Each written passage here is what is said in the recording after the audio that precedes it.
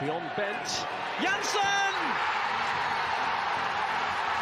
And Blackburn Rovers are 18 minutes away from a Premiership return. As far as Stewart, just outside the penalty area, clips it central for David Dunn. David Dunn equalises. It just had to be. Dax corner and it goes. Glance towards goal, and Rovers have taken the lead.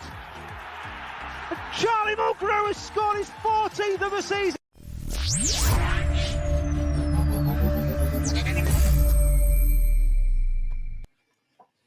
Good afternoon, Rovers fans, and welcome to another live edition of On the Other Side with me, Ryan Hildred from Rovers Chat. And it was defeat last time out again for Rovers, wasn't it? As we fell to our first home defeat since November with that loss to Nottingham Forest. And the tough run of fixtures continues through February, doesn't it? As we travel down to the Hawthorns to take on West Brom. And giving us the lowdown on the Baggies is Louis Bent from the Baggies podcast. How you doing, Louis? Hi, Ryan. Great to be on. Thank you very much for having me. I'm not too bad. Yourself?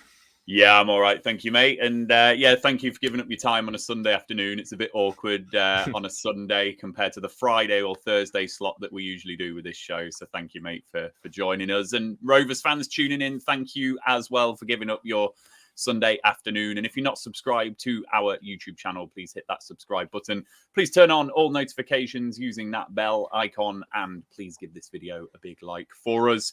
Super Chat is available as it always is, and a big thank you to Blue Rose Capital and 6yardsout.com, our very kind sponsors this season. So, Louis, let's make a start on this preview then. With the teams that are relegated from the Premier League being so strong in recent years, West Brom were expected to be right up there for promotion or winning the league, you know, this season. And you're currently sat in 9th place, 4 points outside of the playoff spots. So what's been the story of the season so far? Yeah, it's been difficult, I think, is the bottom line, really. You know, when we last spoke, when I was last on here, I think, you know, I was ecstatic about the way we'd started the season and, you know, the high pressing, high energy brand of football that had been brought to the Hawthorns that we really hadn't seen anything like before. It was getting results. It was bringing us entertainment, maybe not in the more conventional fashion of, you know, your possession-based style of football, but, you know, bringing end-to-end games to the Hawthorns and bringing, you know, fluid and exciting attacking football to West Brom. And it's been anything but since more or less a couple of games after our win over Rovers at Ewood Park earlier in the season. It's been pretty dismal ever since, really. There's been so many performances that we've let slip by.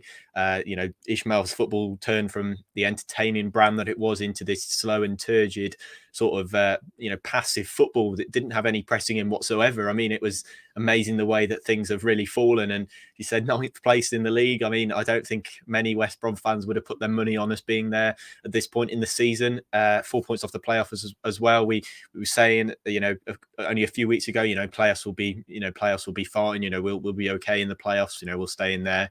And yeah, now 9th place, and you know, we're in danger really of slipping down into sort of mid-table, you know, possibly even lower. It's quite difficult. Obviously, under Steve Bruce now things may start to turn, and obviously he's had his first game in charge, which was a bit more positive in terms of performances. But yeah, Ismael Ball didn't really last very long under him, and you know, he was well, I suppose shortly into a 4-year deal, shifted out the door.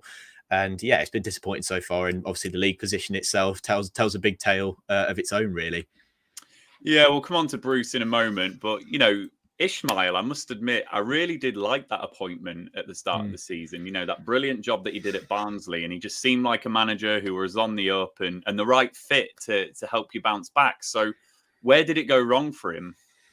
I think ultimately, I think he is onto something with his philosophy. I think his formation in the end, he never changed his formation, and I think that could have never changed his system, which I think could have eventually been was eventually his downfall. And I think that's what a lot of fans started to get on his back about, because he was, as we saw in the last few games, you know, the 2-0 against Millwall, 2-0 against Preston, you know, those were games which were games that he needed to win to save his job, and he didn't change in the end, and didn't change anything about the formation, the system, and in the end fell to defeat, you know, by sticking by this system, and fell to his sacking by sticking by the system.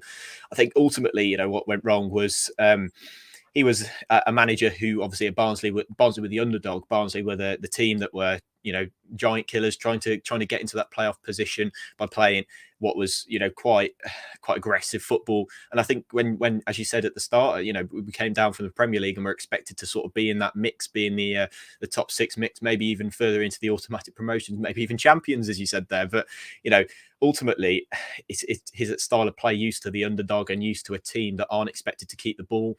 And I think in this division, a lot of teams came to the Hawthorns came. We went away from home to theirs, and we were expected to kind of play possession football, and they sort of sat back 11 men behind the ball. And Ismael was like, wow, they didn't do this at Barnsley. They came and tried to play against us at Barnsley, and all of a sudden we could break through them instantly. But once they're playing these low blocks, we just genuinely can't get past them playing this style of football. But yeah, I think that was ultimately the problem. I think the players have let him down slightly in parts to how he wanted to play, because there were several times where I saw the players not trying to fit in with his system, not trying to give 100% for the shirt and give that 100% effort that his style of play really does require. It requires you to run all day, and it requires you to almost have to cover every base in terms of position and be flexible, really. But I think the players did let him down in the end. But I also think that Ismael had his faults in terms of changing his tactics and not really having any plan B in terms of getting results, and when things aren't going right, having something else to switch to make things a bit better. So yeah, ultimately I'm upset that it didn't work. I think that was an exciting appointment. I think it may not have been the right fit for us at the time. I think it was a big risk, a 4-year deal to a man who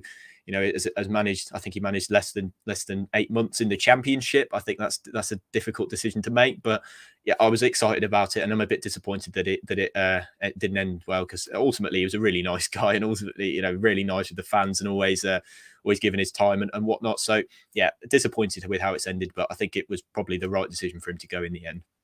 Yeah, it seemed like the right decision to go when it did. And you can probably blame yours truly a little bit for your season, because I had you down to win the league this season in the pre-season predictions. So there you go. It's partly my fault. And the man you've obviously turned to now is Steve Bruce, no stranger to getting teams out of the Championship. So what are the thoughts in the Baggies fan base about the appointment of Bruce as your boss?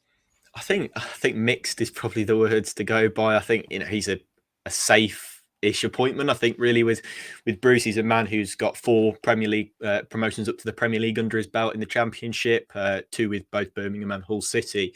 And he's a man that knows the league very well. And I think that he's kind of in that mix of managing top-end Championship teams, bottom-end Premier League teams. So I do think he's the right sort of fit for us at the moment. I think in terms of his man management, I think Ismael may have been a bit harsh on some of the players at times for expressing their views and giving him pointers almost as to how he could do things better. I think he almost sent players away from the training camp for doing so. But I think Bruce is a more gentle arm around the shoulder sort of manager, but with a bit of a fiery side as well, as we've seen certainly in some of those press conferences from him. But he's definitely a safe hand, a steady hand, I'd say, at the ship, to try and just get us back on course. And we saw in the Sheffield United game, he did get us playing some nicer football, but ultimately he completes the sort of the holy grail of seasoned Premier League to Championship managers in Sam Allardyce. You've got your Tony Pulis, Alan Pardew, and himself included in that. So I think that's where the frustrations lie from, is because we're not really picking another exciting appointment in Ismael. But ultimately, I think the financial risk of signing somebody else with a long-term vision, with a long-term plan, a younger manager that hasn't got loads of experience in the division, is probably a bigger risk than somebody like Steve Bruce, who has been there and done it several times. And yeah, he's definitely that steady hand. I personally was pleased to see him come through the door. I think he does get a bit of a bad rap, and maybe an unfair rap for what happened at Newcastle. But yeah, I think most Albion fans were just hoping for something a little more excited, which I think may have been a bit unrealistic at this time. And you mentioned the Sheffield United game there. That was going to be one of my questions. What did you notice first and foremost? Any change in style? What was different about the side at Sheffield United, albeit a loss? But what did you notice?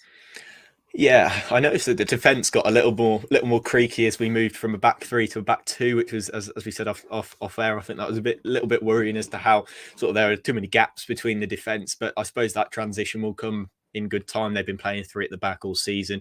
Going to a 4 is always going to be a bit of a difficult challenge. And yeah, I think the main thing I noticed is we just try to keep the ball on the floor. I mean, I know it's quite a simple thing, really, especially when you should be playing that sort of football in the first place, but we've often found ourselves hoofing the ball forward quite a lot under Ismael. And yeah, it worked for 10 or so games of the season, but it certainly didn't work after that. But Steve Bruce getting us to play the ball on the floor, trying to get us to play through the lines a bit more fluidly than Ismael did. Kind of Ismael seemed to miss out every single line of the pitch and just send it over the top and into the final third. But I think that, yeah, that was the big difference for me, just trying to get the ball on the deck, trying to sort of play through the midfield, get people out wide, try and spring some crosses in. I think it was functional, if anything. And I think that was something that we've missed under Ismael, is just trying to get that ball on the floor and trying to play the right way, really, for a team that have come down from the Premier League and for a team that plays such nice football under Slaven Bilic back in the 2019-20 season. So, yeah, I think that's the main difference, really. I think that we ultimately lost a bit of solidity in defence, but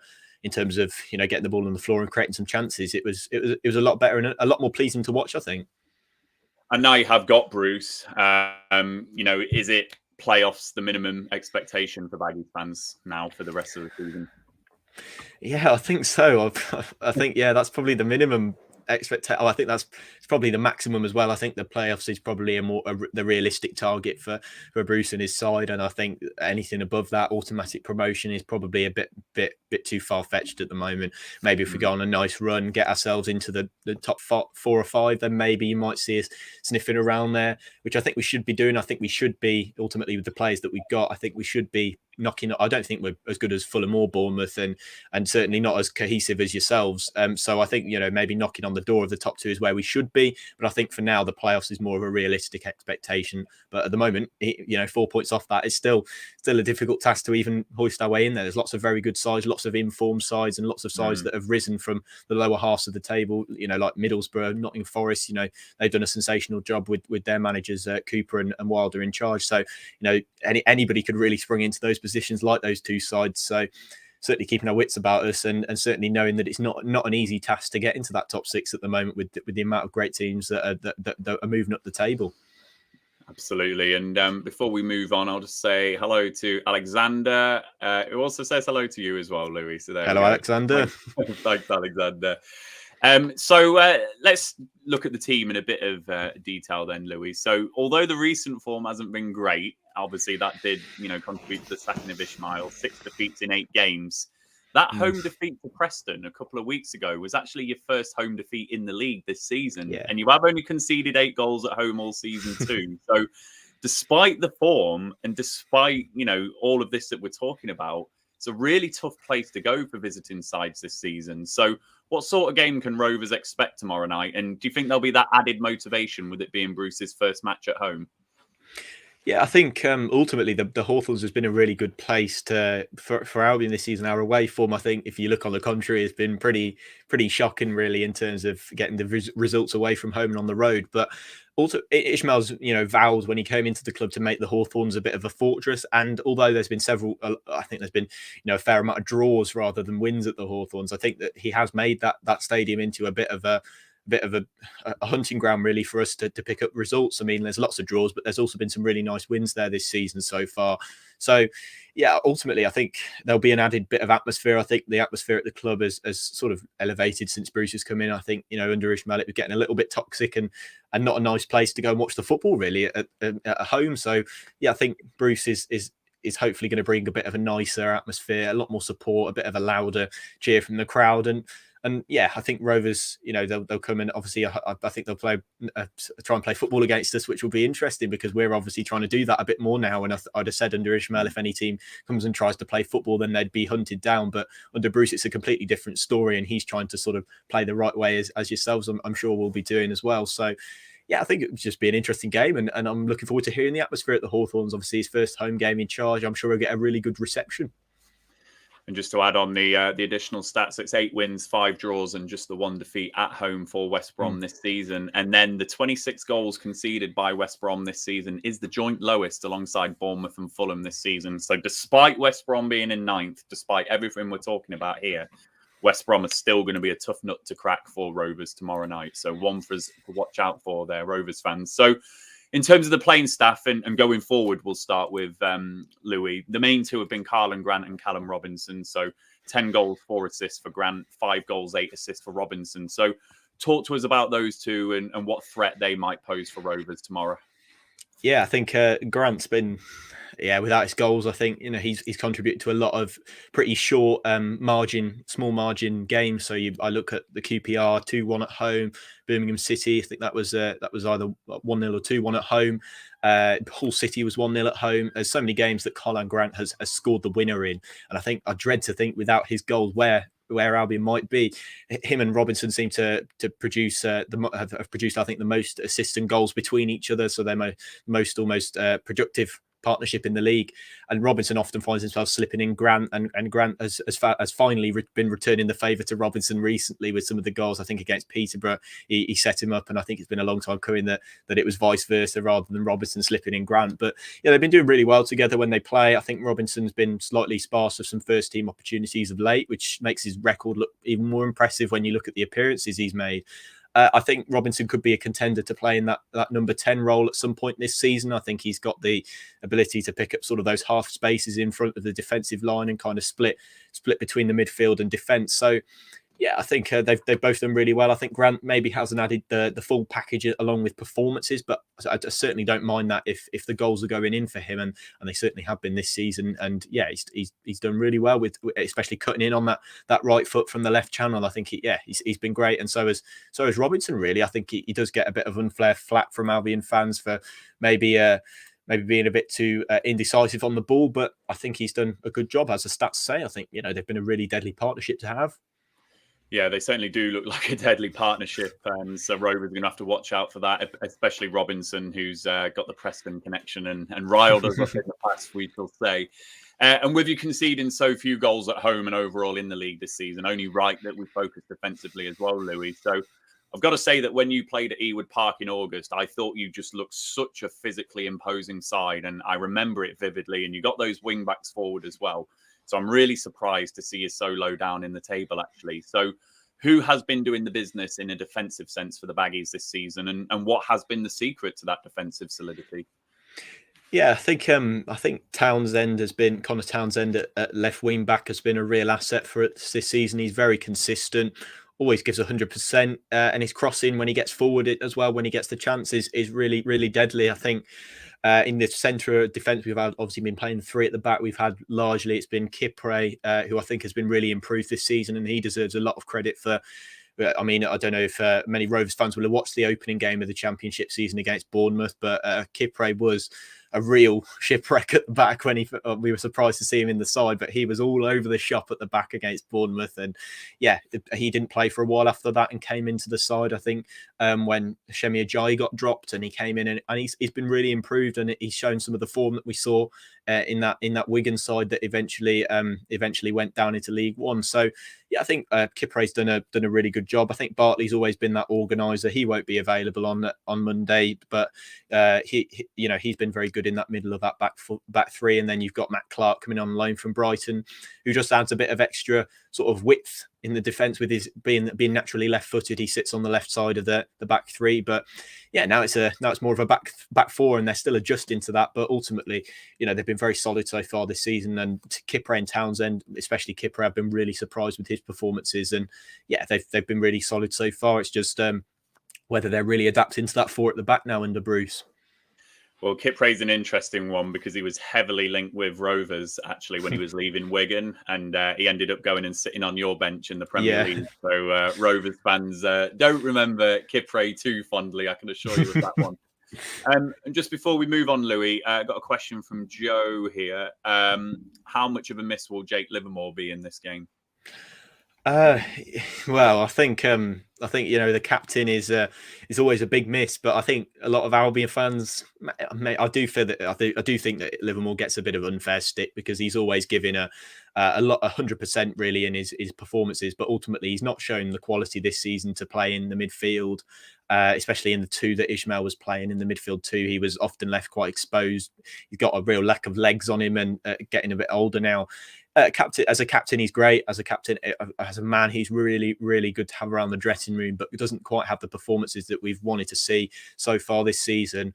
But yeah, we're missing in terms of having the captain, but I do think it's time for somebody else to be given a chance. I'd love to see, as I'm sure we'll get onto later, but Jason Malumbi coming in. I think he's a real asset to the side, and I think he's very underrated. But I think a lot of Albion fans are maybe just glad to see Livermore have yet another red card. I think that's his second this season, and his third suspension as well because of the 5 yellows as well. So he's not got the greatest disciplinary record, and the red card against Sheffield United was reckless, especially for a captain to go charging in that manner. So I guess it's time for somebody else to step in, I guess is what I'm trying to say. It's time for somebody else to take their chance and come in instead. He'll be a miss, but I'm sure he'll be in the dressing room and giving that sort of valuable side to his game. Well, we're missing our skipper as well, Darragh Lenihan, picking up 2 yellow cards against Forest. So both skippers will not be available. I do wonder if Tony Mowbray might be tempted to go with a 4-3-3 formation as a result of that. But we will see. We will see. So, Louis, before we came live, and as we always do, we asked you for your predicted 11, which I will flash up on the screen now. So talk to us about this side. Let us know who we should be watching out for, who's going to cause us problems, etc. So, yeah, I've gone for that. I think that's maybe quite realistic as to what Bruce might go for. I'd like to see Dara O'Shea. It's a massive game for him if he's potentially coming back from injury. He played 4 games against 4 minutes against Sheffield United in the week, and I think that's sort of the calling card that he's ready to be back in from injury. The last game he played was against Peterborough back in August, so he's had a very long-term injury, and ultimately I think he's our best defender. And obviously with Bartley out, I think he comes straight back into the side and alongside Ajayi. I think the midfield two of maybe Malumbi and Mowat playing in that holding midfield role. As I mentioned there, Malumbi, I think, he's my personal favourite Albion player. I think he's very positive, and I think every time he gets on the ball, he's always looking to get forward, even though he's maybe not the most talented or technically gifted player. He's always looking to push things forward, and he's a bit more than just that holding midfielder. So, yeah, Malumbi, I'd like to see come into the side in place of Livermore. Alex Mowat, of course, Rovers fans may remember the goal he scored against yourselves in the reverse fixture, and it was a screamer. We've only seen that a couple of times since, but yeah, I think he's got a bit more to give in terms of his technical quality. A lot of the time under Ismael, we've seen him sort of lumping the ball over the defence and trying to sort of force things rather than wait for those natural openings. And then obviously I'd like to see Gardner Hickman come in. He's a young lad, 20 years old, and he's only played in centre midfield twice this season, once in the FA Cup against Brighton and once against Coventry City in that win away in Coventry. So yeah, I'd love to see him come back in alongside Moa, and I think he could provide a bit more of an attacking drive, maybe in that more attacking midfield position. So, and then Andy Carroll up front. I think it's going to be interesting to see who's the captain, but I think Andy Carroll pulled on the armband once Livermore got sent off against Sheffield United, and that's only his second appearance for the club. He's been very good since joining and has provided a bit more of a focal point up top than maybe somebody like Robinson, who's often gets himself physically overpowered. So, yeah, I think it's going to be an interesting one. But yeah, that's the sort of lineup I think Bruce is going to go for, and I think it's going to be an interesting one if that's who he picks. I think I'm just really looking forward to seeing Dara O'Shea back in that back four. I think he's going to be like a new signing, I think Bruce said, and I totally agree with that. But yeah, that's what I'll go for, and I think it's going to be interesting to see who he picks, because especially as captain, I think that's going to be a big thing to see who he picks. I think Carroll might be the man, which is interesting. But yeah, looking forward to that. That would be interesting. Hopefully a little chink there for Rovers to maybe take advantage of, with the skipper not being available for West Brom. And obviously we've spoken about how defensively strong you've been this season, Louis. Would you say actually the area of weakness that Rovers might be able to exploit tomorrow is that adjustment into the back four? You know, where could Rovers hurt you tomorrow? I think O'Shea maybe, but I do think he's very solid, and I don't think he'd be put into the side if he wasn't ready. But maybe him coming back from injury. I think Ajayi's ball reading skills aren't perhaps what I thought they were. I think against Sheffield United there were a couple of misjudged headers which ended up actually with Billy Sharp having a one-on-one chance with Johnston. So maybe that centre-back pairing could be a little vulnerable coming back from injury, O'Shea, and maybe coming in. The midfield, I think if that's the midfield we do play, I don't think that's much of a risk as perhaps it was a couple of weeks ago with Livermore alongside Mo. I think that was quite vulnerable. Yeah, I think ultimately, if you nullify our attacking threats out wide, Dean Garner, looking forward to seeing him back in the team and hopefully getting back into some form. If you maybe get an early challenge in on one of them, I suppose they tend to sort of wilt it if they get a hard hit early on, if I have to say that. But yeah, Dean Garner, we found that against Sheffield United. I think he got absolutely clattered by Jack Robinson over by the touchline, right under Steve Bruce's nose, and I think that sort of put Dean Garner off a little bit. So I think if you get an early challenge in on one of those, I think you sort of nullify one of the attacking threats and then try and aim for those centre backs, I suppose. I hope Tony Mowbray isn't listening, because I might be giving him a little bit of a plan to win here. But, yeah, definitely those centre backs. I think maybe if they're just coming back, if O'Shea's just coming back from injury, those two might be a little bit wobbly playing together for the first time in quite a while. And Joel, we'll just pick up your comment before we go towards the score prediction. So starting 11, I read Tony Mowbray's comments earlier actually about Daniel Ayala, and I am just sensing that Tony Mowbray might be changing this formation tomorrow night, Joel. Daniel Ayala would be the obvious candidate to replace Darragh Lenihan, but the way he just spoke about the situation, it doesn't strike me that Daniel Ayala might walk into this side. So I'm wondering that with our attacking, difficulties that we've had in the recent weeks, whether Tony Mowbray might just see the performance that Tyrese Dolan did off the bench against Nottingham Forest and think, actually, reverting back into a 4-3-3, particularly if he's got Harry Pickering back, who we can trust at left back as well. I do wonder whether he might just go for a 4-3-3 formation and try and change things up. But if it was me, Daniel Ayala back in for Darragh Lenihan, let's just keep it simple, keep it tight, and try and obviously get a point or so at the Hawthorns, because we know it's going to be a difficult game. They've only conceded 8 goals there all season. So just wondering, though, about that formation. Just if you've not checked out his interview, go and have a look, Joel. It doesn't strike me that Ayala is going to walk straight back in. And just before we move on, Louis, into the prediction, what's your views on Rovers this season? Because we're obviously really surprised by the season that we're having. So, what's your thoughts on Rovers? Yeah, you've been smashing it this season, I suppose is the fair way to put it. Third in the table. Obviously not done so well over the past 3 games from what I was doing with the research for my match preview, but really, I'd say pretty solid at the back. But also, obviously you've got Brereton Diaz, who's just found this new lease of life this season and has turned into a completely different player to what the Championship's in before. I know maybe it's the Diaz, so that might have brought on the goal scorer and flurry. But obviously at Albion, we're really big fans of Tony Mowbray, and we really appreciate what he did for us, sort of setting the base to get us into that Premier League and have that long stint that we had. And the football he played at our place was fantastic. It was quick, one touch sort of passing. I can't claim to have watched most Rovers games so far this season. From what I've seen, it's been pretty solid at the back, but also getting the ball on the deck and playing the right way. You've got I think it's I can't remember the guy's name. Is it Rothwell who's been pulling the strings in midfield? Yeah, he's been getting some really great goals and assists so far this season. So yeah, I think it's just ultimately a really cohesive and solid team, and sort of teamwork is a massive part of it, I think, from what I've seen and from what I've seen a lot of Rovers fans saying. But yeah, ultimately, Diaz up front has been an absolute revelation and grabbing so many goals. And yeah, it's just Tony Mowbray all over, really getting the best out of the squad he's got. I wouldn't say that Rovers is the most talented squad in the division, but with a manager like that, you can really push on, and he knows how to get the best out of a lot of teams at Championship level. And credit to him, he's done a fantastic job. And yeah, credit to you guys. You're smashing it, and really in that automatic promotion race. And if there's a team that I would like to see go up, it would probably be Rovers because of Mowbray. So yeah, absolutely doing a fantastic job and a real threat to us tomorrow. And I'm quite concerned about he may get the revenge over us for the reverse fixture, to be honest.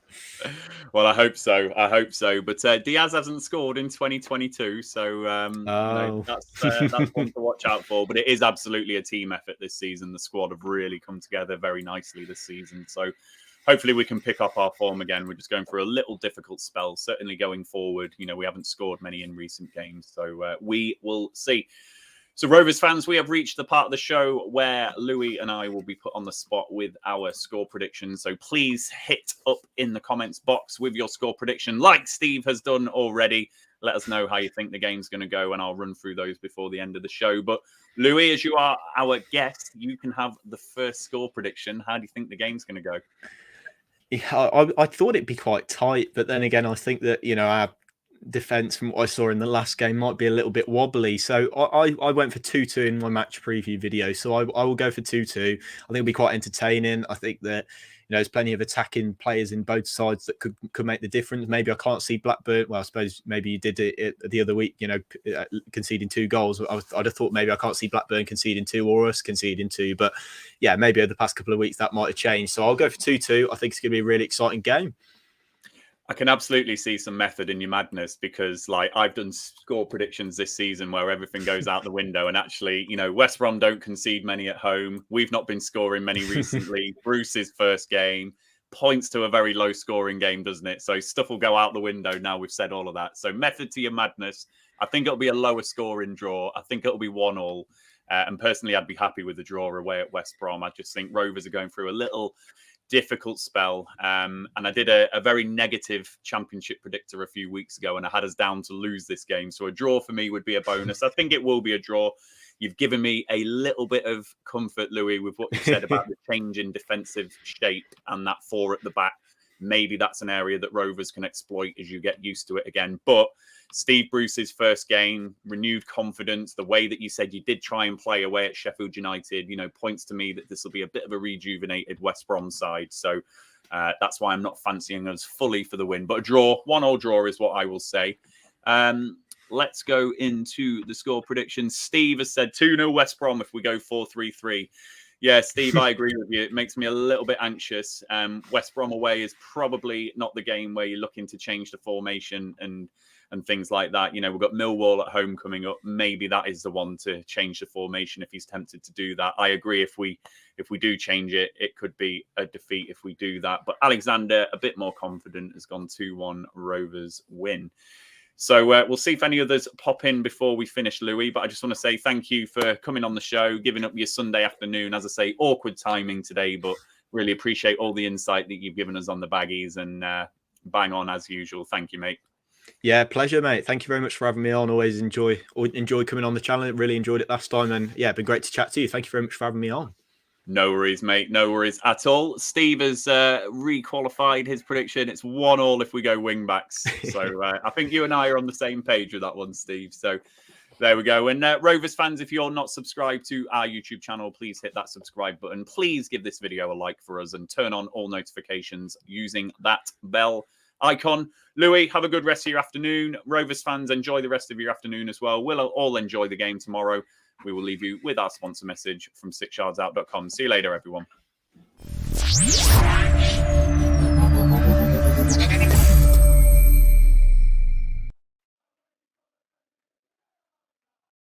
The Rovers Chat YouTube channel is proudly sponsored by 6yardsout.com. They've got retro football from every era with mugs, phone cases and much more. They also have plenty of Rovers goods, including apparel with the famous 94-95 season and this season's kit. Check them out using the link in the description below.